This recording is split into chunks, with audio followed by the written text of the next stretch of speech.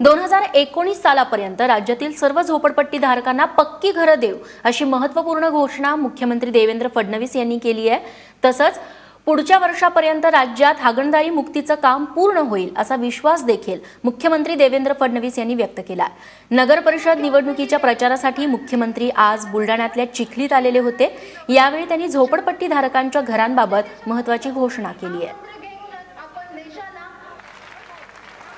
आज खरं म्हणजे आपण जर शहरं बघितली तर शहरांमध्ये लोक बाहेरून राहायला आले आणि राहायला आल्यानंतर जागा नव्हती, लोकांनी अतिक्रमण केली, झोपडपट्ट्या बांधल्या, झोपडपट्ट्यांमध्ये लोक राहत आहेत। स्वातंत्र्याच्या 70 वर्षानंतर कच्च्या घरामध्ये झोपडपट्टीमध्ये आमच्या समाजाला राहावं लागतं, यापेक्षा मोठं दुःख नाही आहे। आणि म्हणून मोदीजींनी सांगितलं 2022 सालापर्यंत प्रत्येक माणसाला घर द्यायचं आहे।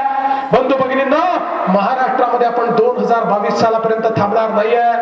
महाराष्ट्रामध्ये 2019 सालापर्यंत झोपडपट्टीमध्ये राहणाऱ्या प्रत्येक व्यक्तीला पक्क घर हे आम्ही या ठिकाणी देणार आहोत।